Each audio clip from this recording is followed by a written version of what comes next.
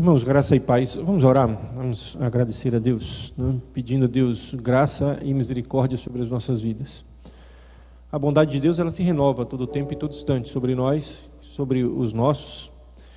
E o motivo de não sermos consumidos é a misericórdia de Deus. Então, o fato de estarmos na igreja não significa que somos melhores do que outros.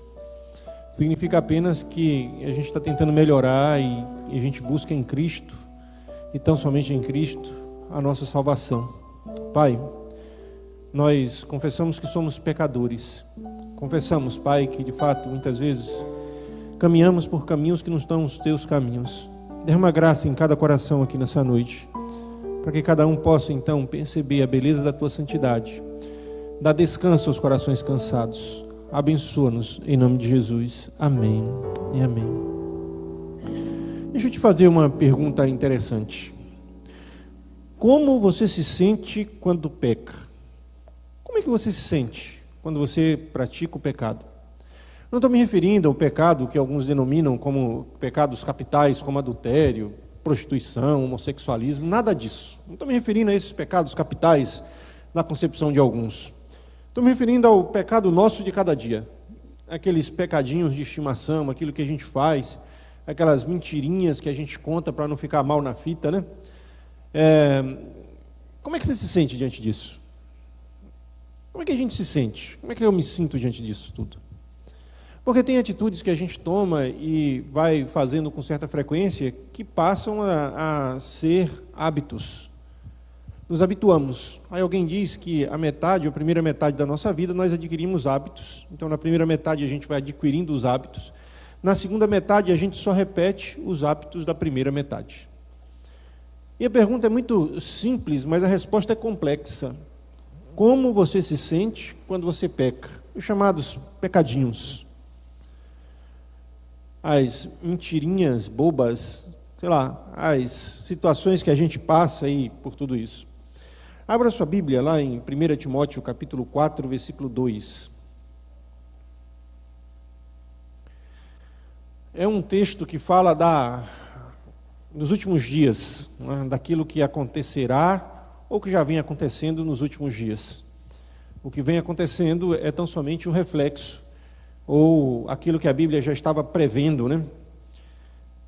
Na minha diz o seguinte, que apostasia nos últimos tempos, mas o Espírito, versículo 1, né? 4:1 diz, mas o Espírito expressamente diz que nos últimos tempos apostatarão alguns da fé, dando ouvidos a espíritos enganadores e doutrinas de demônios. Pela hipocrisia de homens que falam mentiras, agora vem o texto que eu quero que você guarde em sua memória. Tendo cauterizado a sua própria consciência. O que é cauterizar? Dentro da medicina, de um contexto de forma muito rasa, seria destruir as terminações nervosas, não sentir, cauterizar. No campo, quando a gente fazia alguns procedimentos nos bezerros, um era a descorna, quer dizer, tirar o chifre, ali a gente ia e cauterizava aquela ponta com fogo em brasa e ali queimava para cauterizar. Cauterizar, no sentido que Paulo está trabalhando, é estar insensível àquilo que você vê, aquilo que você faz e aquilo que de fato acontece ao seu redor. A consciência já está cauterizada, já não sente mais. Aí alguém fez uma frase que eu achei até interessante, ele diz o seguinte: trair e coçar é só começar. Pecar e coçar é só começar. A gente vai fazendo uma coisa, depois outra, e quando a gente percebe, já não há mais volta, já não dá mais para voltar. Nós nos habituamos a tudo isso. Sentimos-nos desconfortáveis no primeiro momento, mas a gente vai praticando, e a consciência já não pesa mais. Já não é mais doloroso pecar. Já não é mais. Peca-se de maneira bem natural e vai fluindo, vai seguindo. Já se tornou um padrão. Então a consciência já não mais o avisa, e ele vai se entregando, ou nós vamos nos entregando cada vez mais ao pecado, como se aquilo fosse a coisa mais natural e normal de todo o tempo. Já não nos condena mais. A nossa consciência, o nosso coração, já não condena. E eu queria pensar um pouquinho com você nessa noite justamente sobre isso, sobre o pecado em nossa vida, sobre como a gente tem lidado com isso, né? Com esse pecado, com aquilo que envenena o nosso ser, que mata o nosso espírito. Como a gente tem lidado com o pecado? Como nós, que somos servos de Deus, e aqui eu estou pregando de fato para aqueles que já se entregaram a Jesus, para aqueles que têm um compromisso com Cristo, para aqueles que se declaram santos, inclusive eu. Antes de pregar para vocês, o Espírito Santo pregou para mim, falou ao meu coração. Então, a primeira coisa, se você se entrega ao pecado, você vai ser condenado ao inferno. Dentro dessa teologia pós-moderna, não convém mais se falar em inferno. Inferno, então, é uma palavra que foi banida, deixada de lado. Prefere-se não falar sobre esse assunto, mas é um assunto que o próprio Jesus trata. Interessante notar que os outros escritores, né, os outros autores, tratam do Hades, tratam então de Sheol, mas Jesus traz um conceito um pouco mais duro e até mais penoso. Ele trata de Geena, do vale de Geena. E quando nós nos entregamos ao pecado, de fato, sem remorso, sem arrependimento, prova que nós estamos caminhando para o inferno. Abra sua Bíblia lá em Mateus capítulo 5. Gosto muito do Sermão do Monte. Mateus capítulo 5. Mateus capítulo 5. Olha o que Jesus diz. Versículo 29. Se o teu olho te faz pecar. Aí eu paro e penso e lembro que o próprio Jesus disse que se teus olhos forem bons, todo o teu corpo será bom. Se os teus olhos, e hoje a gente está cada vez mais visual, nós temos celulares, computadores, tablets, e um milhão de coisas que levam os nossos olhos, ou trazem até os nossos olhos o pecado. Portanto, se o teu olho direito te escandalizar, arranca-o, atira-o para longe de ti, porque é melhor que se perca um dos seus membros do que todo o seu corpo seja lançado no inferno. E se tua mão direita te escandalizar, corta, atira-a para longe de ti, porque é melhor que um dos teus membros se perca do que todo o seu corpo seja lançado no inferno. Outro dia eu perguntei, você quer viver plenamente? Ninguém consegue entrar no céu pleno. Todos nós entraremos no céu amputados, talvez não amputado de uma perna, de um braço, mas amputado dos desejos, das vontades. O cristianismo é a religião do negar-se a si mesmo. O cristianismo, então, é a religião que chama você a ter uma discussão direta com você mesmo para negar os seus próprios prazeres. Uma evidência genuína que você tem fé em Jesus Cristo é que você vive lutando contra o pecado. Essa é uma evidência. Que você não se acomoda ao pecado, você se incomoda. Essa é uma evidência muito clara que você, de fato, é discípulo de Jesus. Quando você não se acomoda, não toma forma desse mundo, e crente peca, crente erra, o cristão peca, o cristão erra, isso é fato. Eu vejo isso porque eu sou homem, sujeito às mesmas paixões, como disse o apóstolo, como disse Tiago, sujeito às mesmas paixões. E a ira de Deus está sobre aqueles que cometem pecado. A ira de Deus está sobre todos aqueles que cometem pecado, isso é fato. Se você está se entregando ao pecado, você não é puro de coração. Capítulo 5, versículo 8. Bem-aventurados os limpos de coração, porque verão a Deus. Nós precisamos rever o que estamos guardando, acumulando em nossos corações. Muitas vezes nós acumulamos iras, ódio, sentimentos contrários à palavra de Deus, sentimentos contrários ao Espírito Santo de Deus. Precisamos parar e pedir ao Espírito Santo para fazer uma faxina no nosso coração. Se você tem guardado sentimentos contrários, desejos contrários à palavra de Deus, peça ao Espírito Santo para limpar o teu coração. Peça. Sabe por quê? Agora vem o segundo ponto. Sermãozinho bem simples, bem pequenininho, mas para que a gente possa gravar. Entregar-se ao pecado é não glorificar a Deus com o seu corpo. 1 Coríntios, capítulo 6, versículo 20. 1 Coríntios, capítulo 6, versículo 20.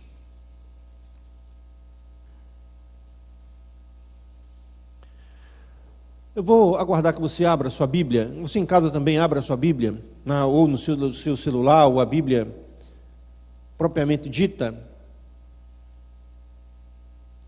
Começando do 19, capítulo 6, versículo 19 e 20. Ou não sabeis que vosso corpo é templo do Espírito Santo? Paulo aqui está indagando aos Coríntios. Peraí, você não sabe que quem habita no teu corpo é o Espírito Santo de Deus? Você tem dúvida ainda de quem habita no teu ser? O teu ser é templo do Espírito Santo.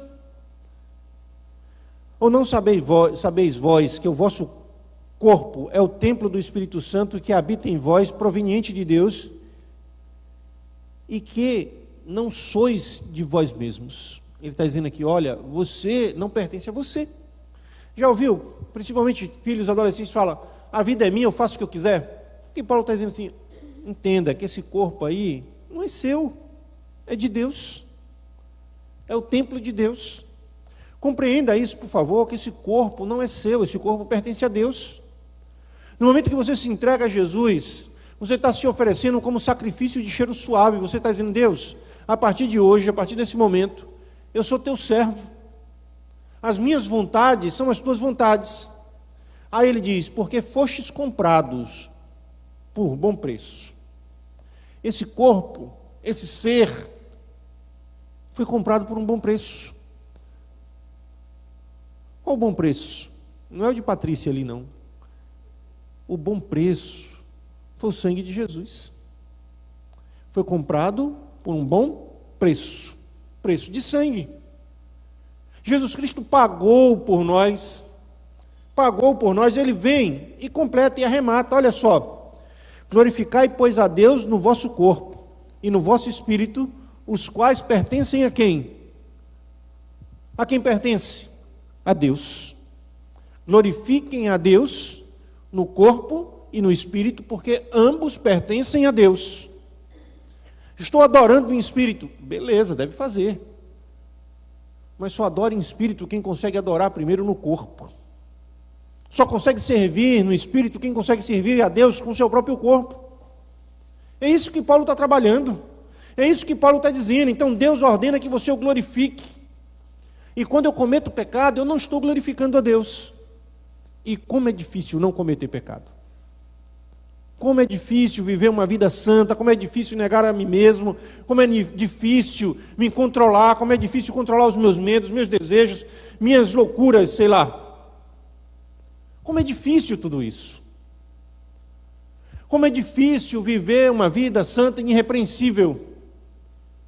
Quem pode, desses que me ouvem aqui, dizer que vive uma vida totalmente irrepreensível? Não podemos, eu reconheço que é graça, que é misericórdia de Deus, mas reconheço também que nós devemos lutar contra esse espinho ou esses espinhos que estão nas nossas carnes, em nossos corpos. Reconheço que devemos lutar contra tudo isso. Glorificar a Deus é uma maneira de sentir, pensar e agir em conformidade com a palavra de Deus. Quando eu penso, quando eu ajo em conformidade com a palavra de Deus, eu estou glorificando a Deus.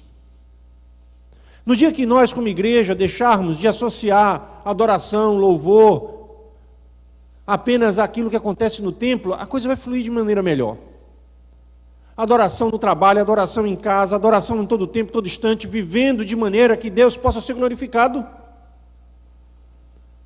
Essa é a ideia que nós precisamos. Glorificar a Deus a todo tempo, todo instante, de maneira que o Senhor possa, de fato, sentir prazer em nós. Nós precisamos escolher a quem nós vamos servir. Ou servirmos a nós mesmos. Eu sou senhor do meu destino, eu sou senhor de mim mesmo, eu posso então tomar as minhas decisões. Ou eu sirvo a Deus. Servir a Deus significa deixar-me de lado, deixar as minhas vontades de lado e seguir diante de Deus. Veja, nós precisamos, de fato, glorificar a Deus em nosso corpo. Nosso corpo é templo do Espírito Santo, nosso corpo é templo do próprio Deus vivo. E a Bíblia diz que Deus sente ciúme de nós. Imagine você, o Todo-Poderoso, sentindo ciúmes de nós. É isso que o texto sagrado nos diz. É isso que o texto sagrado nos mostra. É tudo isso. Você glorifica a Deus com o seu corpo físico quando você o usa da maneira que Deus quer. Como é que Deus quer que você use o seu corpo, a tua mente? Sabe, Deus não te fez bonito assim para pecar, não. E tem muita gente que usa a beleza tão somente para o pecado. Deus não te deu tanto vigor, tanta força física, tanta inteligência, tanta beleza, para que você use tudo isso para o pecado. Não foi por isso que Deus te deu. Deus te deu tudo isso para que você possa glorificar o nome dEle no seu corpo.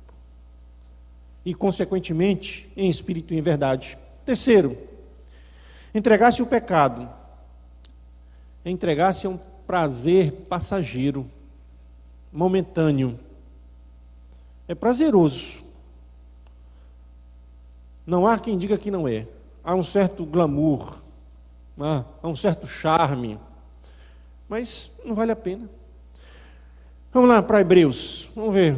Hebreus capítulo 11, falando de Moisés, um dos heróis da fé, né? Uma das referências da fé.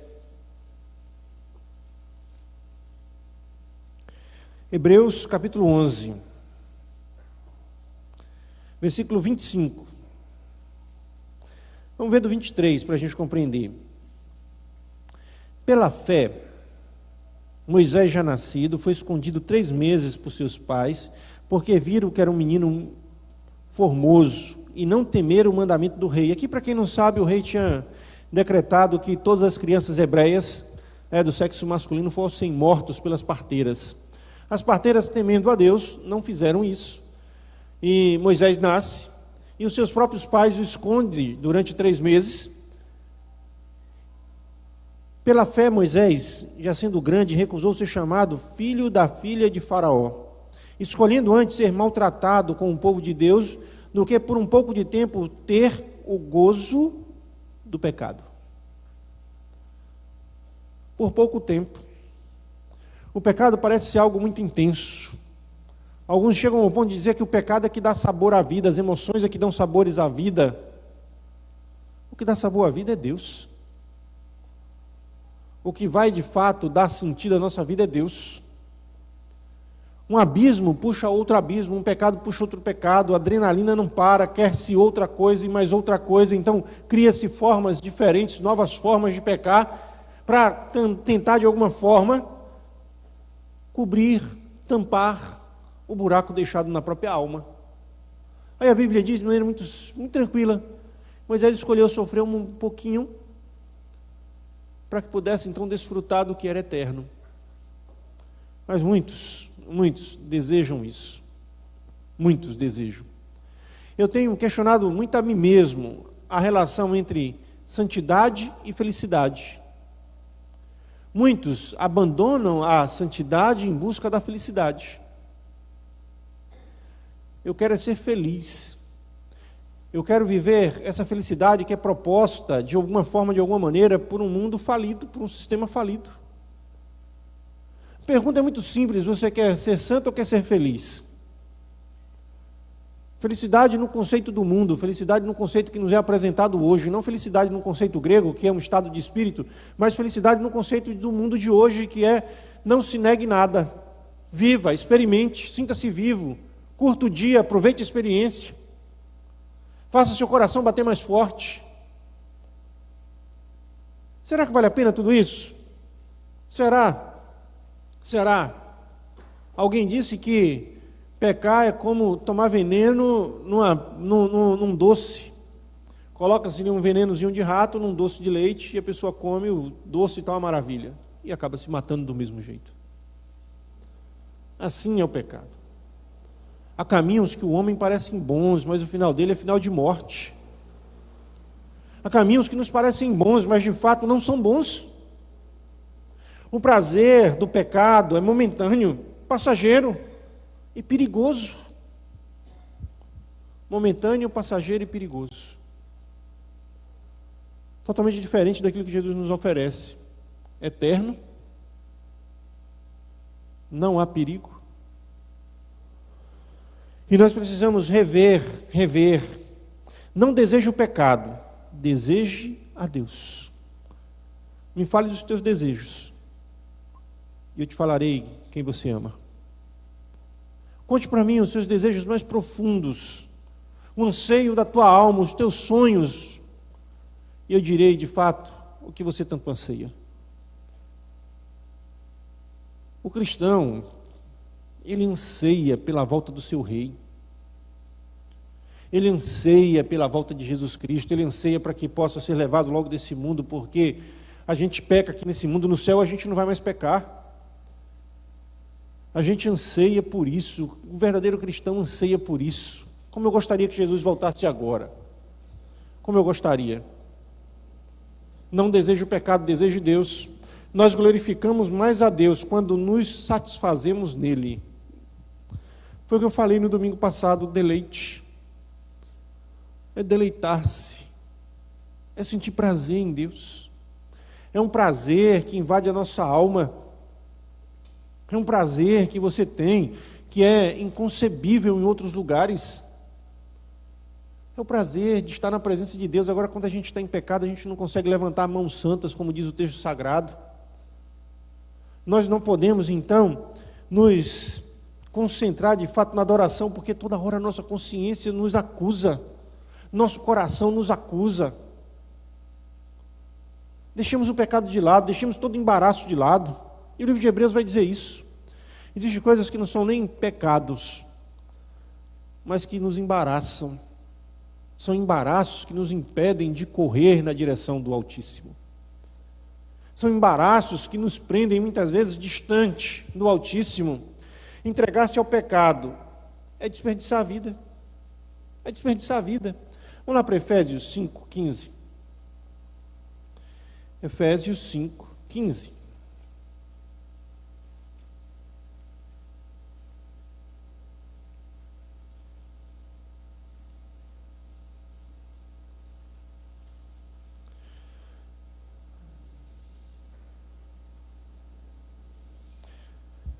Paulo aconselhando aqui a igreja em Éfeso, ele diz: veja como você está andando. Perceba isso. 5:15.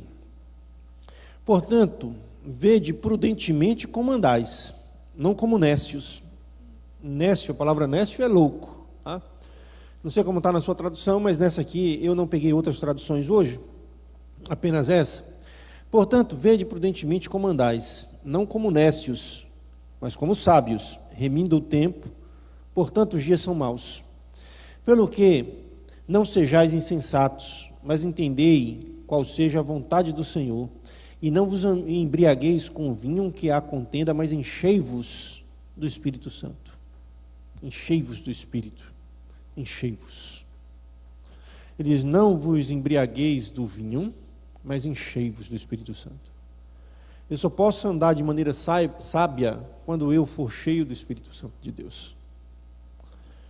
E a pergunta é: como eu devo proceder para ser cheio do Espírito Santo de Deus? A gente canta direto aqui, não é nenhum segredo. Menos de mim e mais de ti. João Batista falou: não importa que eu diminua e que ele cresça. É oração, é conhecimento da palavra, é a negação do eu, é a crucificação do ego. Dessa maneira, então, somos de fato cheios pelo Espírito Santo, do Espírito Santo. Quando eu me entrego ao pecado, quando eu começo a pecar, isso arruína toda a minha alma, machuca a minha família, me afasta dos verdadeiros ideais. Não é matar um leão por dia, como as pessoas falam por aí.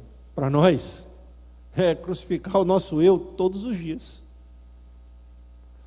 A luta não é contra qualquer outro, senão contra nós mesmos. Contra os principados e potestades que potencializam muitas vezes aquilo que está no nosso coração. Por isso eu gosto muito da expressão: entrega teu caminho ao Senhor, confia nele, o mais ele fará. Eu não quero me entregar ao pecado, eu quero me entregar a Jesus. Eu não quero ser guiado pelo pecado, eu quero ser guiado pelo Espírito Santo de Deus. Eu não quero ser cheio pela vida que o mundo me oferece, eu quero ser cheio pela vida que o mundo me oferece. Olha o versículo 16, remindo o tempo. Por quê? Porque os dias são maus. Se já eram maus há 2000 anos atrás, imagine agora. Imagine agora. Se os dias são maus naquele momento, imagine agora. Se você olhar então a descrição lá do capítulo 4 de 1 Timóteo, que Paulo está fazendo, você vai dizer, ele estava vivendo os nossos dias, ele sabia do que se tratava. Ele já sabia disso. Nós precisamos entregar a nossa vida a Jesus todos os dias, como servos que somos, como crentes que somos. Entregar a nossa vida, porque não existe coisa melhor para nós do que isso. Pode ser doloroso, mas é a coisa certa a fazer. Portanto, se arrependa. Se arrependa. Ô pastor, mas arrependimento é para ser pregado quando tem visitante na igreja. Não, o crente precisa de arrependimento todos os dias. O crente precisa de arrependimento constantemente. Nós precisamos nos arrepender todas as vezes que nós pecarmos. Todas as vezes que nós olharmos para dentro de nós e sentir que está faltando alguma coisa para glorificar a Deus, nós precisamos nos arrepender. Se arrependa dos seus pecados. Pelo amor a Deus, por amor a você mesmo, se arrependa. Não se sinta confortável no pecado. Já ouviram aquela expressão, feliz igual pinto no lixo? Eu nunca entendi muito bem isso. Mas muitas vezes nós estamos felizes onde nós não deveríamos estar, satisfeitos onde nós não deveríamos estar. Lembram do filho pródigo? Ele desejou comer as alfarrobas, quer dizer, a comida que era oferecida aos porcos. Hoje, nas pocilgas se oferece ração. Em alguns lugares se oferece o soro do leite. E aí tem uma expressão que na roça usa muito, lavagem. Coloca ali uma sobra de comida, alguma coisa, joga uma água dentro, um negócio, cozinha ali uns caroços de jaca ou qualquer coisa para dar para o porco comer. O homem era filho de um grande fazendeiro. Tinha servos, tinha tudo aos seus pés, mas se depara então na pocilga. Meu apelo a você é muito simples, não espere chegar até a pocilga para que você possa cair em si. Não espere chegar na pocilga da vida para que você possa cair em si, olhar para o céu e dizer, pequei, Pai, me ajuda. O Senhor é misericordioso, o Senhor tem nos dado chances e mais chances, oportunidades e mais oportunidades. Para concluir, abra sua Bíblia lá em Romanos, capítulo 12. Todo mundo conhece a primeira parte do texto de capítulo 12, quando diz que nós não devemos nos conformar com o mundo, tomar forma do mundo, Mas vai além, disso, vai além.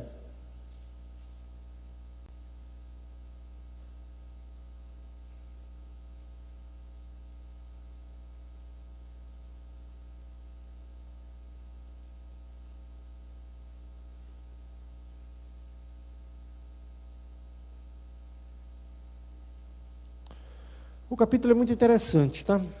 Do capítulo 12. Ele vai trabalhando aqui a consagração a Deus, a humildade, e a fidelidade no uso dos dons. Ele vai nos chamando, vai trabalhando. Paulo é muito didático, Então ele consegue, às vezes, ser muito duro, mas, via de regra, ele é didático. Ele consegue mostrar o que, de fato, ele gostaria de mostrar. E aí, no capítulo 12, ele vai concluir dizendo algo interessante. Ele diz o seguinte, versículos 14 em diante: abençoai os que vos perseguem, abençoai e não amaldiçoeis. Alegrai-vos com os que se alegram e chorem com os que choram. Aí vem agora a parte que eu quero. Sede unânimes entre vós, não ambicioneis coisas altas, mas acomodai-vos às humildes. Não sejam sábios nos vossos próprios olhos. A ninguém torneis mal por mal. Procurai as coisas honestas perante todos os homens. Se for possível, quanto estiver em vós, tende paz com todos os homens. Não vos vingueis a vós mesmos, amados, mas dai lugar à ira, porque está escrito, minha vingança, eu recompensarei, diz o Senhor. Portanto, se teu inimigo tiver fome, dar-lhe de comer, se tiver sede, dar-lhe de beber. Fazendo isso, amontoarás brasas de fogo sobre a sua cabeça. Não te deixes vencer do mal, mas vença o mal com o bem. Esse é o conselho de Paulo para nós. Nadar contra a maré, ser contrário àquilo que o mundo prega. Oferecer a outra face, viver de maneira santa e irrepreensível. É isso que nós precisamos, e tão somente isso, para que possamos viver em paz com o nosso Deus, em paz com o nosso Senhor. Vamos orar? Vamos colocar as nossas vidas. Eu convido você nesse instante, você que está aqui na igreja, você que está em casa, a se arrepender dos seus pecados, a mudar de vida, a encher de fato a tua vida do Espírito Santo. Lembrai-vos, glorifiquem ao Senhor, no corpo e no Espírito. Mas para isso nós precisamos nos arrepender dos nossos pecados. Pai, Tu sabes quem somos. Nós não precisamos de maquiagem, máscaras ou o que quer que seja para nos aproximar de Ti, porque Tu nos conheces. Tu sabes que muitas vezes, por motivos dos mais banais, nós cometemos erros tolos, Senhor Deus. Nós clamamos o perdão sobre as nossas vidas. Não nos deixe, Senhor Deus, pecar em paz. Incomoda-nos através do Teu Santo Espírito. Não nos deixe, Senhor Deus, sentir prazer em outro lugar, em outra pessoa, senão em Tua presença e em Ti, Senhor. Abençoa-nos, Pai, inquietando-nos para que possamos viver uma vida santa e irrepreensível diante de Ti. Te pedimos a Tua graça, a Tua misericórdia e Teu favor sobre nós. Sabemos que somos pecadores, mas sabemos do Teu grande amor por nós. Abençoa-nos, em nome de Jesus. Amém. Amém. Vamos ficar de pé, vamos celebrar o Senhor.